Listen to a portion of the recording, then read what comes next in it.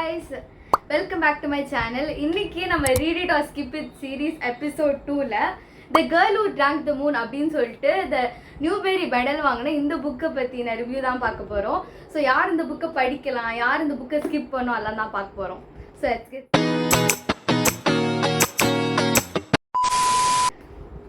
So starting with the synopsis. இந்த புக்கில் வந்து பார்த்தீங்கன்னா ஒரு கிராமம் இருக்குது. இந்த கிராமத்துக்கு மக்களுக்கு வந்து ஒரு பிலீஃப் இருக்குது. என்ன பிலீஃப்னா, பக்கத்தில் வந்துட்டு ஒரு காடு இருக்கும். அந்த காட்டில் வந்துட்டு ஒரு மோசமான சூனியக்காரி வாழ்கிறதாகவும், அந்த சூனியக்காரி வந்து நம்மளை எதுவுமே பண்ணக்கூடாது அப்படின்னு தான் வந்து வருஷம் வருஷம் ஒரு குழந்தைய வந்து நம்ம சாக்ரிஃபைஸாக வைக்கணும் அப்படின்னு ஒரு பிலீஃபு. ஸோ வந்து இந்த மக்கள் என்ன பண்ணுறாங்கன்னா, அந்த சூனியக்காரிக்கு பயந்துக்கிட்டு வருஷம் வருஷம் வந்துட்டு அந்த கிராமத்துலேயே புதுசாக பிறந்த குழந்தைய வந்துட்டு அந்த சூனியக்காரிக்கு வந்து சாக்ரிஃபைஸாக வச்சுருவாங்க. பட் வந்து பிளாட் ட்விஸ்ட் என்னன்னா, அந்த சூனியக்காரி வந்து ரொம்ப ரொம்ப நல்ல சூனியக்காரி. ஸோ வருஷம் வருஷம் அந்த பாதையில் அவங்க போய்கிட்டு இருக்கும் போது அந்த குழந்தைய அவங்க பார்ப்பாங்க. ஸோ அந்த குழந்தைய பார்த்த உடனே என்ன ஒரு குழந்தை வந்து தனியாக இங்கே படுத்து கிடக்கு, யாருமே பக்கத்தில் இல்லை, ஒரு குழந்தை அழுதுகிட்டு இருக்கு, சுற்றி முற்றி யாரும் இல்லை.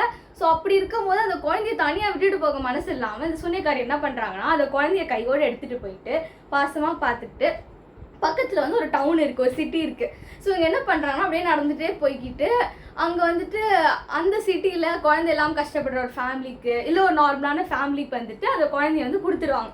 ஸோ வருஷம் வருஷம் இது வந்து ரிப்பீட்டடாக நடந்துகிட்ருக்கு. ஸோ அப்படி ஒரு வருஷம் என்ன ஆகுதுன்னா, எப்பவும் போல் அந்த வில்லேஜ் மக்கள் வந்து ஒரு குழந்தைய சாக்ரிஃபைஸாக வைக்கிறாங்க.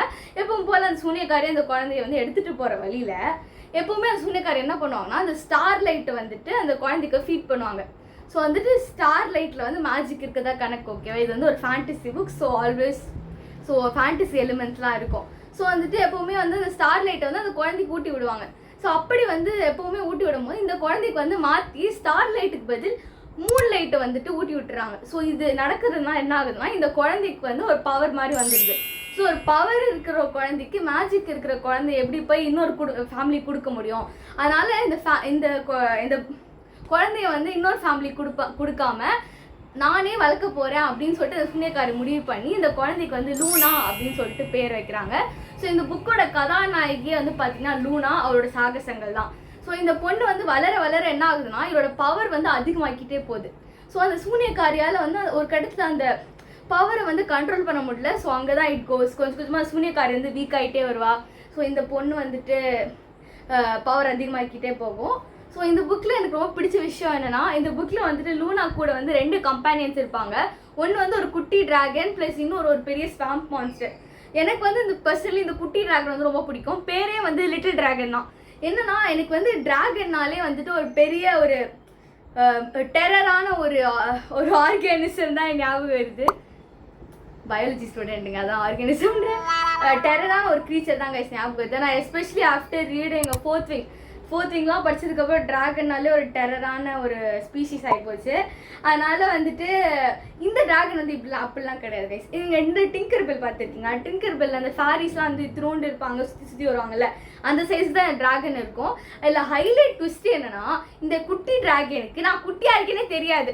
ஸோ அவன் நினச்சிப்பான் நான் ரொம்ப பெருசாக இருக்கேன் போல அப்படின்னு நினச்சிப்பான். ஸோ பேசிக்லி சிம்பிளாக சொல்லணும்னா இவன் வந்து ஒரு காமெடி பீஸு. ஸோ இவங்க எப்போல்லாம் அந்த கதையில் வரானா நம்ம வந்து ஜாலியாக ஒரு 2-3 தடவை சிரிச்சிக்கலாம்.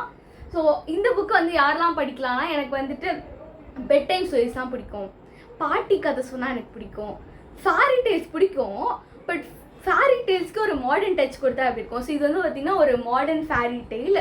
இது வந்து பார்த்திங்கன்னா எஸ்பெஷலி இது என்ன ஏஜுக்காக உருவாக்கப்பட்ட புக்குனா, இது வந்து மிடில் கிரேடர்ஸ்க்கான. நானுமே இந்த புக் வந்து பார்த்திங்கன்னா இப்போ படிக்கல, நான் வந்து இந்த புக் வந்து 8th படிக்கும் போது படித்தேன். ஆனாலுமே வந்து இது ரொம்ப ஒரு மெமரபிளான ஸ்டோரி. நான் எங்கேயுமே வந்து ரிவ்யூ கூட பார்க்கல. எனக்கு ஆன் த ஸ்பாட்டில் இந்த புக்கோட இந்த பிளர்ப் படித்தோன்னே ஆமாம் இதெல்லாம் தான் நம்ம படித்தோம் அப்படின்னு சொல்லி எனக்கு ஞாபகம் வருது. ஸோ அப்படி ஒரு மெமரபிளான ஸ்டோரி. ஸோ வந்து என் ஏஜ் கூட நான் வந்து சஜஸ்ட் பண்ண மாட்டேன். இந்த புக்கு சஜஸ்ட் பண்ணலாம் எப்போனா, எனக்கு வந்து இந்த மாதிரி பாட்டி கதை பிடிக்கும், பெட் டைம் ஸ்டோரிஸ் பிடிக்கும் அப்படின்னமோ நீங்கள் எந்த வயசில் வேணால் படிக்கலாம். இல்லைனா I would ask you to avoid it. This book is made for middle graders, ஓகேவா? ஸோ அதோட we are completing this book. So read it or skip it நீங்கள் தான் சூஸ் பண்ணணும். ஏன்னா நான் யார் இதை படிக்கணும் படிக்கக்கூடாதுன்னு நான் சொல்லிட்டேன். அண்ட் வித் திஸ் இந்த வீடியோ முடிக்காமல் ஒரு டக்குன்னு ஒரு குயிக் ரீடிங் அப்டேட். ஸோ இப்போ நான் கரெக்டாக படிச்சுட்டு இருக்க புக் வந்து பார்த்தீங்கன்னா அந்த American roommate experiment by Elena Armas. இது வந்து பார்த்தீங்கன்னா அந்த ஸ்பானிஷ் லவ் டிசெப்ஷன் புக் இருக்குல்ல, அதோட ஸ்பின் ஆஃப். ஆனால் நான் அந்த புக் படிக்கலை, ஐ டென்ட் கேர். ஸோ இந்த புக்கில் வந்து பார்த்தீங்கன்னா எனக்கு ஜஸ்ட் ஒரு 100 பேஜ் பாக்கி இருக்குது. இது வந்து இந்த மாதம் முடியறதுக்குள்ளே படித்து முடிச்சிடலாம். அண்ட் எப்போவுமே வந்து நம்மள மாதிரி ரீடர்ஸ்லாம் அட் டைமில் ஒரு புக் படிக்க மாட்டோம்ல. ஸோ இன்னொரு புக் என்ன படிச்சுட்டு இருக்கேன்னா வந்து the mistake by Elle Kennedy. நம்ம லாஸ்ட் மந்த் டிவிஆர் ஜார் எடுக்கும் போது நமக்கு ஒரு ப்ராம்ப்ட் வந்துருந்தது, மூவி ஆர் சீரீஸ் அடாப்டேஷன் சொல்லிட்டு. ஸோ அந்த ப்ராம்ப்ட்டுக்கு நம்ம இப்போ ரீசெண்டாக ரிலீஸ் ஆன ஆஃப் கேம்பஸ் சீரீஸ்லேருந்து நம்ம first book the deal pick பண்ணியிருந்தோம். ஸோ நான் படித்து முடிச்சிட்டேன். ஸோ அதை முடித்ததோட அங்கேயே நிறுத்தாமல் இப்போ செகண்ட் புக் த மிஸ்டேக்கும் படிச்சுட்டு இருக்கேன்.